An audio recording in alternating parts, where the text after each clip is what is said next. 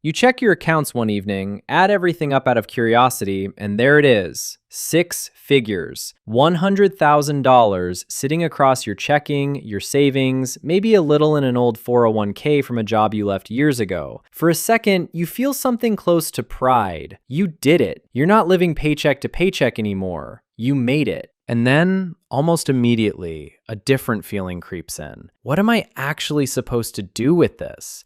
Because nobody really prepares you for this moment. There's endless advice out there about how to save your first $1,000, how to build an emergency fund, how to stop overspending. But the moment you actually cross into 6 figures, most of that advice runs out, and you're left staring at a number that feels important, without a clear plan for what happens next. Here's the uncomfortable part. Most people at this stage make the exact same mistake, and it's not the mistake you'd expect. It's not that they spend it recklessly, and it's not that they're careless with it. It's that they leave it sitting almost entirely in cash, doing basically nothing for years longer than they should. And that quiet inaction ends up costing them more than almost any bad investment ever could. Let's talk about why that happens, what the actual smarter order of operations looks like, and where most people quietly go wrong even when they think they're being responsible. The first thing worth understanding is why hitting $100,000 feels so different psychologically from hitting $10,000 or $30,000. Somewhere around 6 figures, a switch flips in most people's heads. The money stops feeling like savings I'm building and starts feeling like an achievement I need to protect. And protecting something feels safest when it's sitting still, visible, untouched, exactly where you can see it. Which is exactly why so many people, even ones who are otherwise financially sharp, end up parking the bulk of $100,000 in a regular savings account, sometimes for years,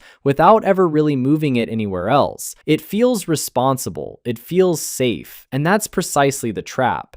Here's the math nobody sits down and shows people at this stage. A typical savings account might pay somewhere around 0.5% interest, occasionally a bit more if you found a high yield option, but even those rarely keep pace with inflation over time. Meanwhile, that $100,000 sitting there isn't just failing to grow, it's actually quietly losing purchasing power every single year it sits untouched. Money that could reasonably be expected to grow at something closer to historical market averages over the long run is instead earning next to nothing, and the gap between those two outcomes, compounded over 10 or 20 years, isn't a small difference. It's the difference between that $100,000 turning into something like $130,000 and that same $100,000 turning into several $100,000. Same starting point, wildly different ending point. And the only variable is how long it sat doing nothing before someone finally moved it. What makes this particularly sneaky is that it doesn't feel like a mistake while it's happening. Nobody opens their banking app, sees $100,000 and thinks, I am actively losing money right now. The number on the screen doesn't go down. If anything, it slowly ticks upward every month thanks to whatever modest interest the account pays, which makes the whole situation feel fine, even good. There's no red flag, no warning notification, nothing that mimics the feeling of an actual financial mistake. It's only years later, looking back, that the true cost becomes visible, and by then, a huge amount of potential growth has simply evaporated in a way that can never really be recovered, because time lost sitting in cash is time that can't be replayed.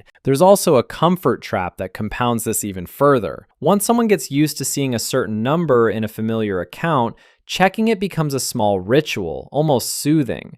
Moving a chunk of it somewhere else, an investment account, a brokerage, anywhere the balance might actually fluctuate day to day, feels like giving up that comfort. Watching a number go down, even temporarily, even as part of completely normal market movement, triggers a much stronger emotional reaction than watching a number simply fail to grow. So people quietly choose the option that avoids that discomfort without realizing that the safe choice is actually the one costing them the most over time. So if leaving it all in cash is the wrong move, what does the right sequence actually look like? This is where most of the confusion happens, because people tend to treat this as one big decision, invest it or don't, when really it's a series of smaller decisions that build on each other. Before anything else touches the market, it's worth confirming there's a real emergency fund carved out separately, something like 3 to 6 months of essential expenses, sitting in cash specifically because that portion of the money needs to be boring and accessible, not growing. This isn't the same as leaving all $100,000 in cash. It's identifying identifying maybe 10 or 15,000 of it, depending on your situation, and mentally, physically separating that from the rest. That piece stays put. Everything beyond it has a different job to do. From there, high interest debt gets addressed before almost anything else. And this is a place where people at this stage sometimes get surprisingly stubborn. If there's a credit card balance sitting at 20% interest somewhere in the background, paying that off isn't competing with investing. It's essentially outperforming it. There is no reliable investment available to the average person that confidently beats a guaranteed 20% return, which is exactly what eliminating that debt effectively provides. People who've built real savings sometimes feel reluctant to use their hard-earned $100,000 to pay off debt, as if the debt and the savings exist in separate mental boxes. They don't. They're both just money, and the debt is actively working against every other goal until it's gone. Once the emergency fund is set aside and any high-interest debt is cleared, the next piece almost always gets overlooked, and it's genuinely one of the biggest quiet mistakes people make at the six-figure mark. Retirement accounts with any kind of employer match or meaningful tax advantage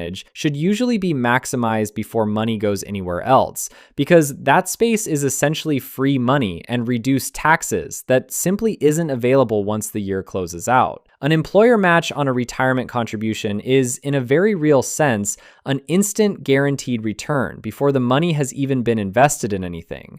Somebody sitting on $100,000 in a regular brokerage or savings account while leaving retirement contributions on the table is leaving one of the easiest wins in personal finance completely unclaimed. After that, the conversation usually turns to actual investing, and this is where the second major mistake tends to show up. It's not that people avoid investing entirely at this stage, it's that they either invest far too cautiously, treating the whole $100,000 like it's still an emergency fund that needs to stay liquid and untouched, or they swing hard in the opposite direction, putting a large chunk of it into something exciting, a single stock they've heard a lot about, a concentrated bet they're confident in, because $100,000 finally feels like real money that deserves a real swing. Both instincts come from the same place, that heightened sense that this amount of money now matters too much to treat casually.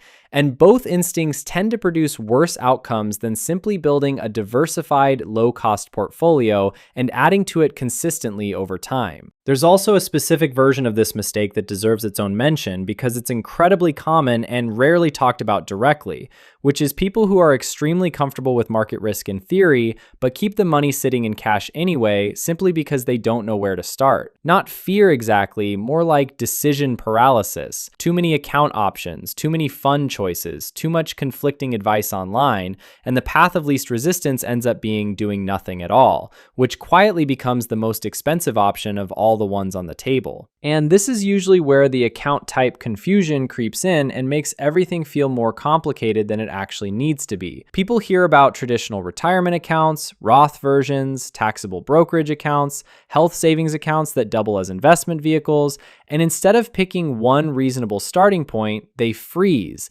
waiting to find the theoretically perfect combination before moving any money at all. Here's the more useful way to think about it. Tax advantage space. Anything that reduces your tax bill now or later or comes with an employer match deserves to be filled first, simply because that advantage disappears the moment the year ends and can never be recovered. Everything beyond that can comfortably live in a regular brokerage account, which, despite sounding intimidating, is genuinely one of the simplest accounts to open, usually taking less time than setting up a new streaming service. The mistake isn't picking the wrong account. The mistake is treating the decision as so important that it becomes an excuse to pick nothing at all. There's one more trap worth naming because it tends to show up specifically at this exact dollar amount and almost nowhere else. Somewhere around six figures, a lot of people start hearing from friends, family, or their own internal voice that it might be time to buy something tangible with it, real estate being the most common example. And to be clear, that's not automatically a bad idea, but the mistake shows up when the decision gets made for emotional reasons rather than financial ones, using the entire $100,000 as a down payment simply because it feels like the grown-up thing to do with a large sum of money, without actually running the numbers on what that purchase does to monthly cash flow, to liquidity, to the ability to handle a job loss or a medical emergency afterward.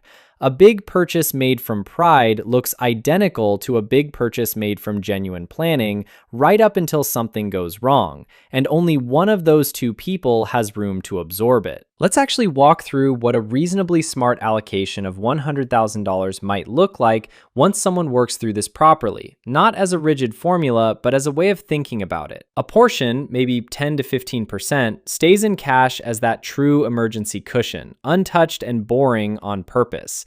If there's any high-interest debt anywhere in the picture, it gets cleared before anything else happens, even if that means temporarily pulling from the $100,000 to do it, because nothing else matters until that bleeding stops. Retirement accounts get funded up to at least the level of any employer match, and ideally further because of the tax advantage attached to that space specifically. And the bulk of what remains goes into a diversified, low-cost investment portfolio, broad index funds rather than concentrated individual bets, invested with the expectation that it stays there for years, not months. Now, here's where the real difference shows up, and it's the part almost nobody talks about when they're explaining what to do with six figures. It's not really about picking the perfect fund or the perfect account. It's about what happens over the following 5 or 10 years while that money is sitting there. Let's compare two people, both of whom hit exactly $100,000 saved around the same age, both with similar incomes, similar backgrounds,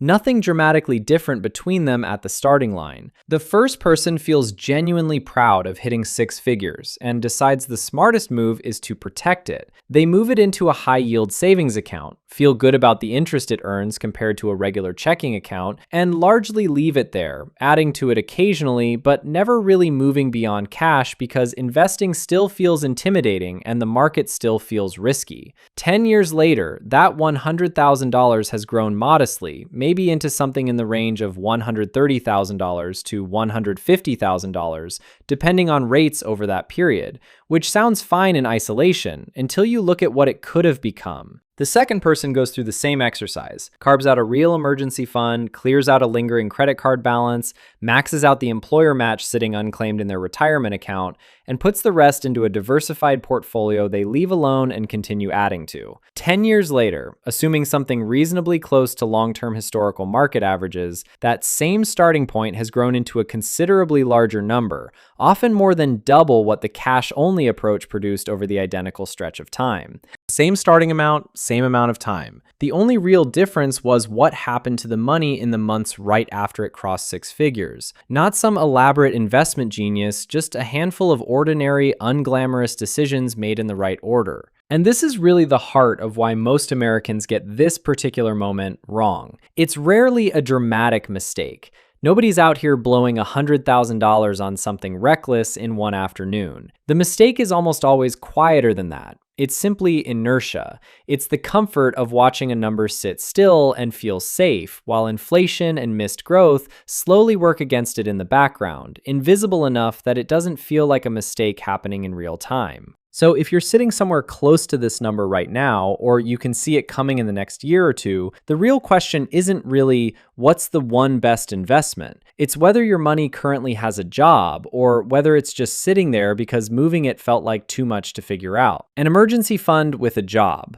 debt that needs to be gone, retirement space that shouldn't sit unused, and the rest invested and left alone long enough to actually do what money is capable of doing over time. Because here's the part that's easy to miss in the moment. $100,000 doesn't feel meaningfully different the day after you hit it than the day before. It's still just a number in an app. The difference only shows up years later, and only for the people who gave that number an actual plan instead of just admiring it. And that's really the shift worth making right now, before this becomes another year that quietly slips by. Not a dramatic overhaul, not a complicated new system, just a handful of ordinary decisions made once and then left alone to do their job. The people who look back a decade from now and feel genuinely glad about how this moment played out are rarely the ones who found some clever trick nobody else knew about. They're just the ones who stopped letting the money sit still out of comfort and gave it somewhere to actually go.